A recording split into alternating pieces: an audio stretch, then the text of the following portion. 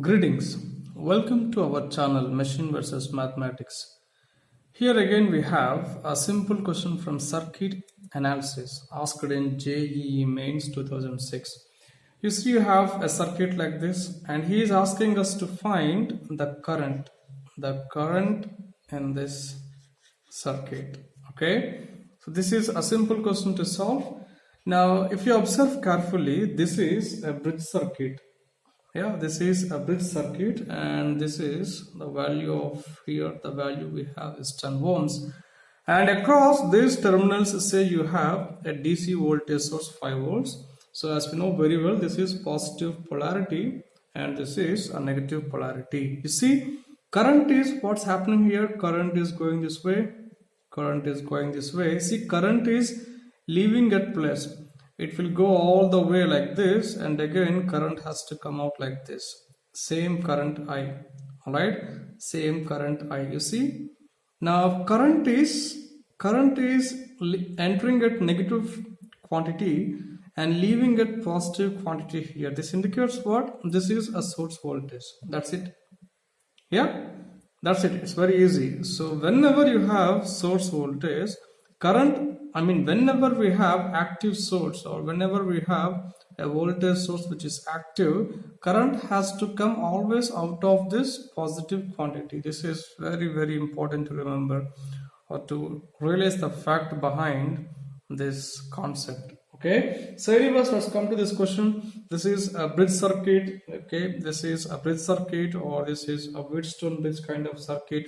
Now the same circuit we can redraw like this.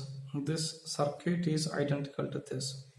See, whenever you have this kind of questions, you draw in a comfortable way first. This is my 5 volt source.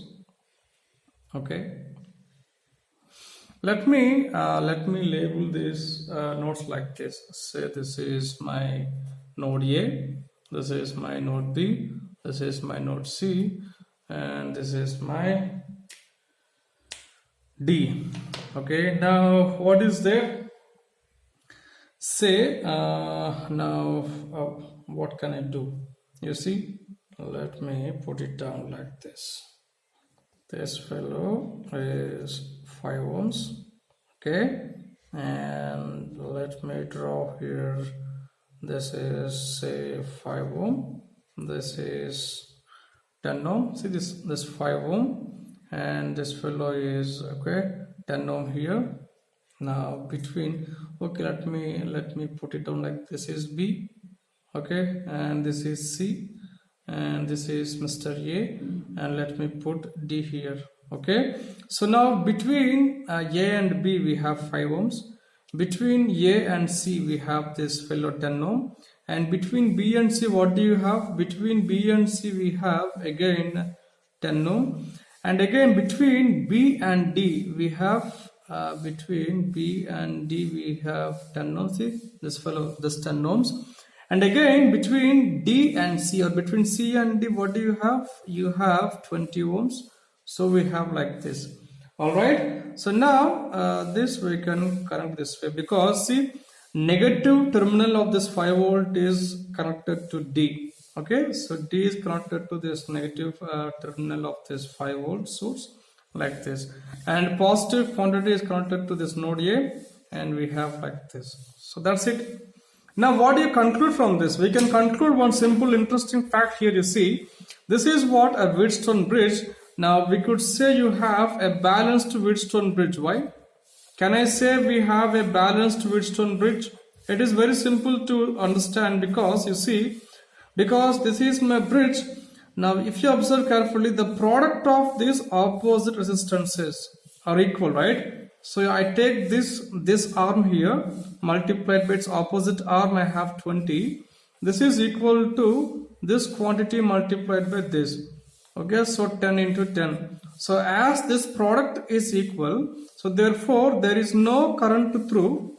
So therefore as it is equal, I'm very happy. Whenever we have this, we feel very happy because our analysis will become very normal. Now you see, as this quantity is equal to this quantity, there is no current through this 10 ohms. Otherwise we could write like this: current equal to 0, because we have a balanced Wheatstone bridge. Balanced means what? These two are equal.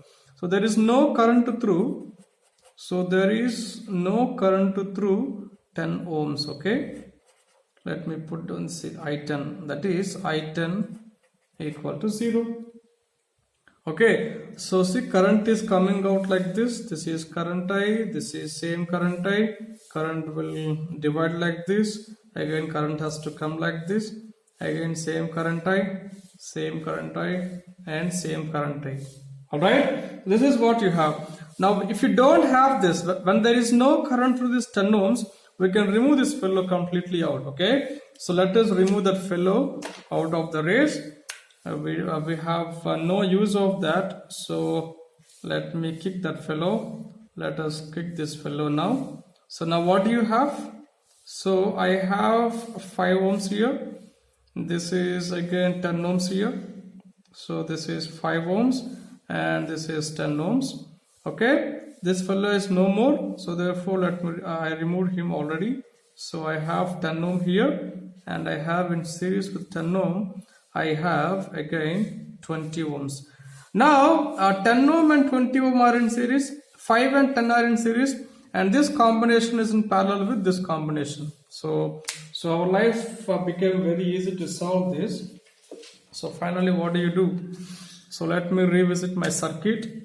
So I'm revisiting my circuit. I have 5 volt here, and now what can we conclude? As 5 ohms and 10 ohms are in series, so in series we can add resistances, right? So 5 plus 10, this is 15 ohms, and this fellow is in shunt or is in parallel with this combination. Again these two are in series, so I can add these two, 10 plus 20. So 10 plus 20 is 30 ohms. Alright, so therefore, so anyways there is current I like this, current I. So KCL at the node must satisfy, so entering current must be equal to leaving current. See, KCL is what you know, there must be conservation of charge. The meaning of, the physical meaning of this is conservation of charge at a node. So conservation of charge at a node means what? See, conservation of charge at a node means, the meaning is this: charge should not accumulate at the node. Charge should not accumulate at the node. Entry must be equal to exit.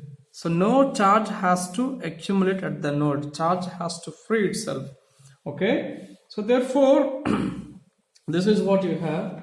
Now this is identical to what? See, okay, anyways, current is dividing. So current is entering at the node. Sum of entering must be equal to sum of leaving, same I. Okay.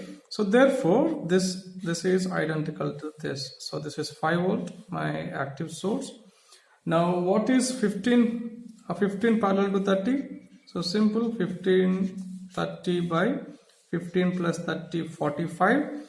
So this is 15 threes are, and this is 3 tens are. Alright. So therefore this is simply a 10 ohms. So same current I have. So same current, I'll put it down here. So plus minus. Now what is I? So 5 by 10 V by R. So therefore this is what now? 0.5 amperes. It is very simple, right? And that's it. There is no big deal in this. Yeah. So do you want to take a snap of it? Okay, this is page 1 and page 2. That's it. Okay. Yeah, so this see, initially it becomes a somewhat typical, but later we came to it's very simple. If you observe, see, whenever you have a bridge kind of problems, just SI nodes like this. Okay, so I have node A, node B, node C, node D, and just connect them like this. Okay, now you try to see whether or not you have balanced condition in your Wheatstone bridge. So opposite arm product so is equal to this. So therefore bridge got balanced. Whenever you have bridge got balanced here, so no current will go like through this 10 ohms. So remove that fellow. Now remaining combination, you put it down like this. So that's it. And after this, So this combination we have like this. So these two are in parallel. So whenever you have, say, this is R1 and this is, say, R2. If these two are parallel, so I can show how now. So now R equivalent, if you want to find, 1 by R equivalent equal to 1 by R1 plus 1 by R2. So now what is R equivalent? So R equivalent equal to R1 R2 by R1 plus R2. This is a well-known fact. That's it. So end of the day, here we have Ohm's law. See here, current is current always flow from plus to minus, right? So this current is entering like this. He is entering at positive. He must enter at positive through passive, whatever it is, and leave at minus. Okay. So current entering at positive, leaving at negative. This indicates what, this fellow is consuming. So this fellow is consuming. This fellow is absorbing. He is not giving anything out. But of course, this fellow is giving, this fellow, whatever he consumes, he wants to give it out in the form of heat. So this fellow can't accommodate any energy. So this fellow, he can't accommodate any energy for long. He accommodates energy, in no time he will dissipate that out. Okay. So whatever the same current is flowing all the way like this. Now you see current entering at negative, leaving at positive. That means this fellow is supplying something. Say in this case, this fellow is supplying energy. So whenever you see someone is supplying, means current has to come out of plus, or current has to enter at negative. Someone is absorbing, means, see, absorbing means nothing but passive components. So therefore RLC are passive components. Yeah, L and C will absorb and they will store. R fellow will absorb and he will dissipate. So anyways, so we have a separate lecture on all these things. So thank you for today.